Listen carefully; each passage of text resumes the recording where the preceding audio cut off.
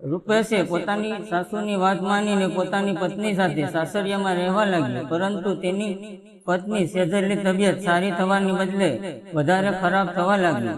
પોતાની પત્નીની તબિયત ખરાબ થયેલી જોઈને તે સોફા પર બેસી ગયો અને વિચારવા લાગ્યો।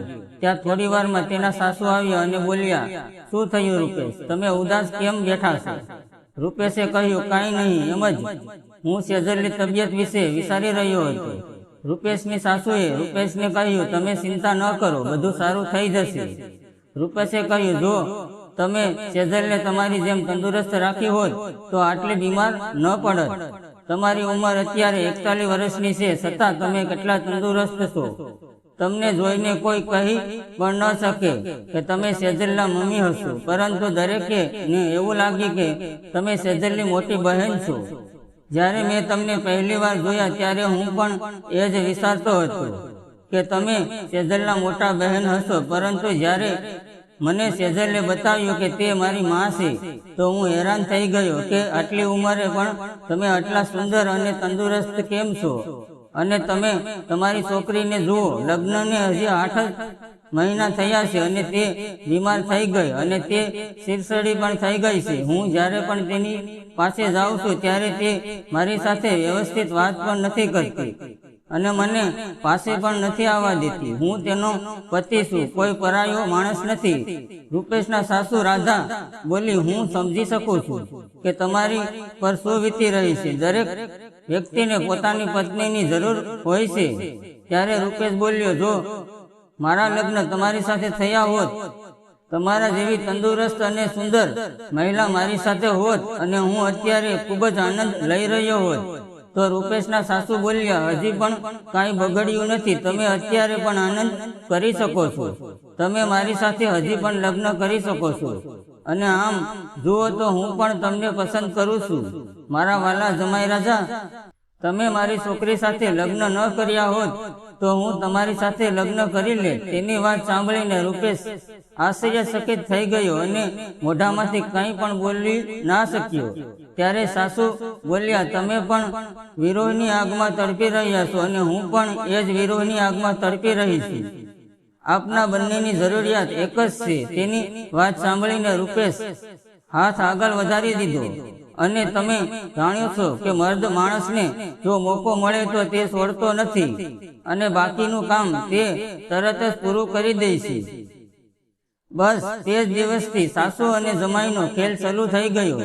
તે બંને ચોરી છુપાઈને મળવા લાગ્યા। તે બંને સાથે બજારમાં જતા, બગીચામાં જતા અને બાકીનો સમય મોજ કરતા। રૂપેશ પોતાની સાસુ સાથે ખૂબ જ ખુશ હતો।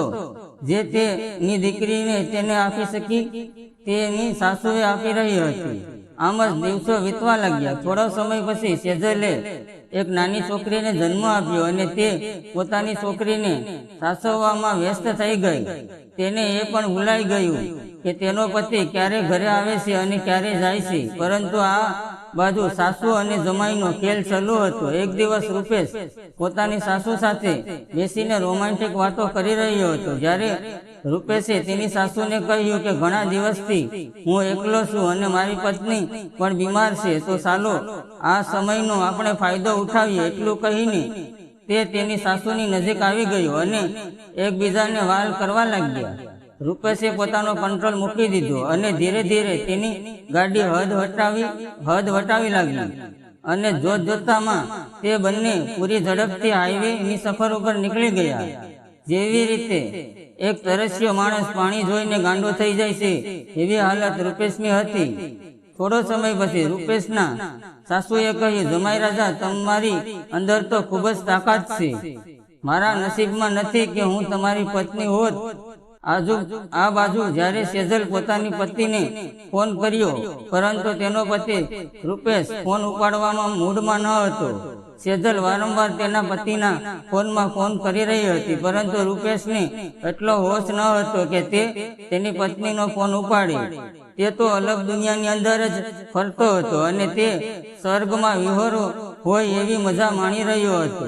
સેજલે વિચાર્યું કે તેને જઈને જોવું જોઈ કે તેનો પતિ શું કરી રહ્યો છે અને તે પોતાના પતિના રૂમમાં આવી અને તેણે જે જોયું તે જોઈને તેની આંખો ઉઘાડી રહી ગઈ, કારણ કે તેની મમ્મી અને તેનો પતિ એકબીજા સાથે ખૂબ જ આનંદ માણી રહ્યા હતા. સેજલે પોતાનો ફોન કાઢ્યો અને વિડીયો બનાવવા લાગી અને થોડી વાર પછી તેણે પોલીસને ફોન કર્યો. થોડી વાર પછી પોલીસ આવી તો સેજલ કહેવા લાગી કે તમે સાસુ અને જમાઈ શું કરી રહ્યા છો? તમે બંને આ સંબંધ વિશે કંઈ પણ વિચાર કર્યો નહીં? તો તેની મમ્મીએ કહ્યું, અમે બંને એમ જ વાતો કરતા હતા. ત્યારે સેજલે પોતાનો ફોન બહાર કાઢ્યો અને રેકોર્ડ કરેલો વિડીયો પોલીસને દેખાડવા લાગી અને તેને બંનેને જેલની અંદર બંધ કરાવી દીધા. તો મિત્રો, આવી જ મજેદાર કહાનીઓ સાંભળવા માટે વિડીયોને લાઈક અને ચેનલને સબસ્ક્રાઇબ જરૂર કરજો. ફરી મળશું આવતીકાલે એક નવા વિડીયોમાં. ત્યાં સુધી આવજો. વિડીયોમાં આવેલા નામ, પાત્ર અને ઘટના ફક્ત કાલ્પનિક છે. તેનો કોઈ પણ વ્યક્તિ સાથે સંબંધ નથી. આ વાર્તા ફક્ત મનોરંજન માટે બનાવવામાં આવેલી છે. મિત્રો, વિડીયો પૂરો જોવા બદલ તમારો ખૂબ ખૂબ આભાર.